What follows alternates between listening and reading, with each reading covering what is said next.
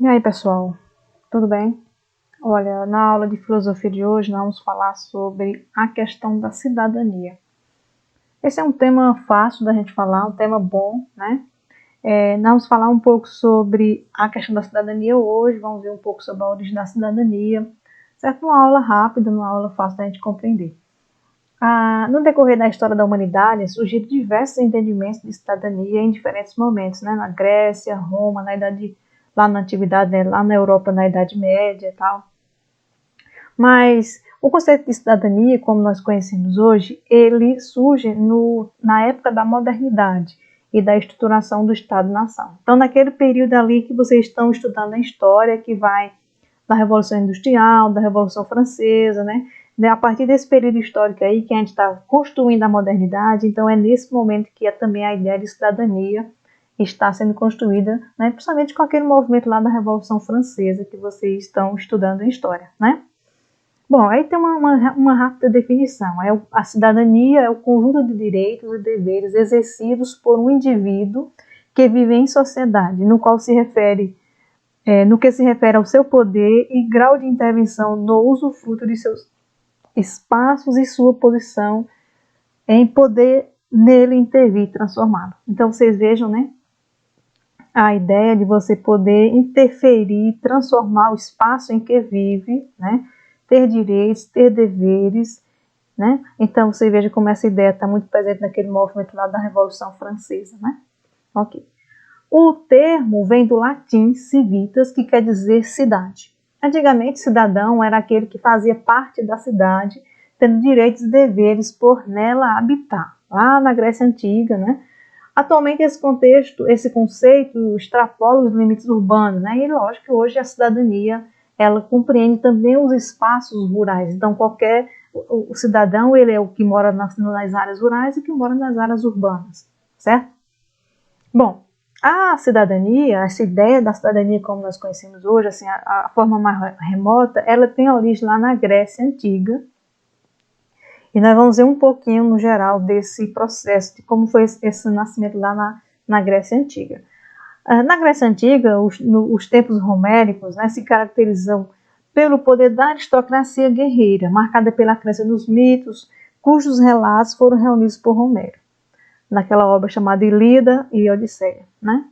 Segundo a perspectiva do mito, as ações humanas se explicam pela interferência dos deuses e as leis que regem o comportamento humano também têm origem divina. Então, nesse momento aí, vocês estão vendo que não é uma ação humana que interfere, mas é uma ação divina, digamos, na crença dos gregos, certo? Então, aqui a ideia da cidadania ainda não está presente. Bom, mas já no período arcaico, né, vocês estão vendo aí o século VIII, o século VI a.C., ocorrem algumas alterações com o desenvolvimento das atividades comerciais e o que determina o aparecimento da polis, daquela cidade, né, cidade-estado grega. A passagem da predominância do mundo rural, daquela aristocracia, dona de terras, para o mundo urbano, vem acompanhada também de outras mudanças, de outras mutações importantes, como o surgimento da escrita, da moeda, das leis escritas, que culminaram com o aparecimento da filosofia lá no século VI. As mudanças são marcadas pela busca de uma nova racionalidade, uma racionalidade desligada do mito, portanto, da tutela divina. Porque isso tinha um problema, porque quando as coisas são decididas pela religião, por exemplo, então quem tem o controle da religião tem o controle também das decisões, né? Então não há debate, não há discussão. Bom, aí essas mudanças todas, né, elas têm consequências para a política, certo? As consequências de tais alterações para a política se faz sentir de maneira diferente conforme o lugar, né? E Atenas, sobretudo, desenvolve-se lá em Atenas a concepção de cidadania e de democracia. Não sei se vocês lembram, estudaram isso ano passado, né? Bom, em oposição à ideia aristocrática de poder, o cidadão pode e deve atuar na vida pública, independentemente de origem familiar, classe ou função. Né? Todos são iguais, tendo o mesmo direito, a palavra e a participação no exercício do poder. Então vejam, esse surgimento da cidade, né, desse cidadão que ele tem o direito à palavra, que ele pode participar, então ele exerce o poder de uma forma diferente daquela que era existia no tempo que existia no tempo da aristocracia, quando quem tinha o poder, quem tinha a palavra era quem controlava a religião. Aí agora qualquer cidadão pode participar, pode discutir, certo? Bom, na verdade isso é uma ideia, né, e vocês já sabem, talvez lembrem que naquela época só eram considerados cidadãos aproximadamente 10% da população da cidade de Atenas, né? Portanto, estrangeiros, mulheres, escravos não participavam, mas a ideia da cidadania era essa ali, estava ali plantada, né? E ela iria frutificar, certo? O importante é que se desenvolve essa nova concepção de poder, opondo a democracia, a aristocracia e ao ideal do cidadão. E o ideal do cidadão se opõe ao ideal do guerreiro, né? Essa é a grande, quer dizer, o que vai ficar desse momento histórico aí. Bom, aí a cidadania, na concepção mais moderna, que nos interessa, né? Ela estabelece um estatuto de pertencimento de um indivíduo a uma comunidade politicamente articulada, a um país. Então, a gente é cidadão quando a gente pertence também a um país. E esse país lhe atribui um conjunto de direitos e obrigações, né? Sob vigência de uma Constituição. Lembre também, de novo, que eu falei da importância da Constituição lá na Revolução Francesa, que é um marco para esse momento, né? Que vocês estão estudando isso em História. E aí a Constituição ela vai estabelecer o que é direito, o que é obrigação de cada cidadão que pertence àquele país, certo?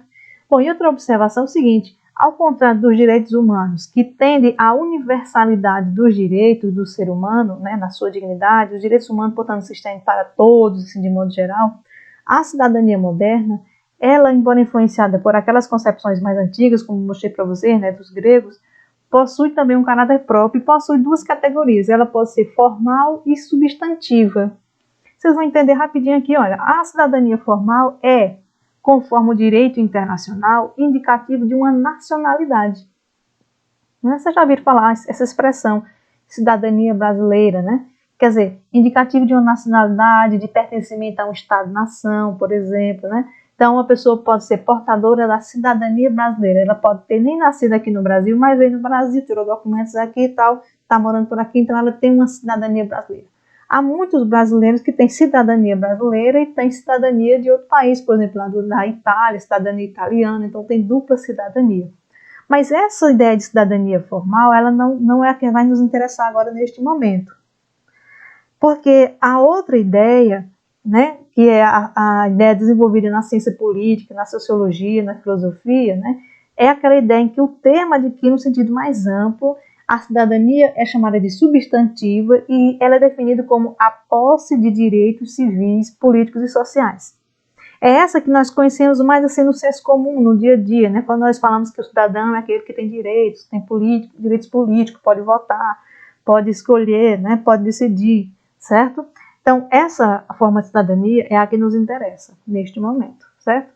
Então, vejam só, a compreensão e a ampliação da cidadania substantiva ocorrem a partir do estudo de clássicos, né, de estudiosos, como essa obra Cidadania e Classe Social, e que descreve a extensão dos direitos civis, políticos e sociais para toda uma população de uma nação. Esses direitos eles tomaram corpo com o fim da Segunda Guerra Mundial, após 1945, com o aumento substancial dos direitos sociais por meio da criação do Estado e do Estado de Bem-Estar Social, que estabeleceu princípios mais coletivistas e igualitários. Então, nós vamos ter, digamos assim, né, com o fim da Segunda Guerra Mundial, vamos colher um pouco os resultados dos movimentos sociais, das lutas, daquilo que já foi sendo discutido assim por muito tempo. E isso vai resultar nessa ideia da cidadania.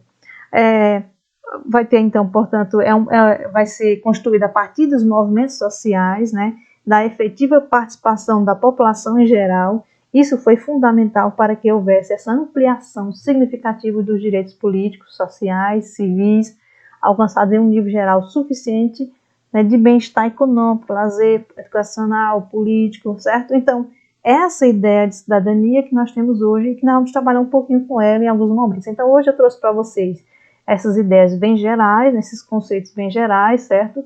Para a gente conversar um pouco. Então, olha, para a gente concluir, a cidadania esteve e está em permanente construção. um referencial de conquista da humanidade por meio daqueles que sempre buscam mais direitos, maior liberdade, melhores garantias individuais e coletivas, e não se conformando em frente às dominações, seja do próprio Estado, seja de outras instituições. Então, né, é essa busca sempre por mais direitos, por mais liberdade, certo? Que nós estamos constantemente buscando, por exemplo, aqui no Brasil, né? Bom, então nesse momento a nossa conversa é essa. Vou colocar mais algumas atividades para vocês. Vou deixar uma pergunta para vocês e nas próximas aulas a gente vai trabalhar um pouquinho mais, tá bem? Então, obrigada e aquele abraço para vocês.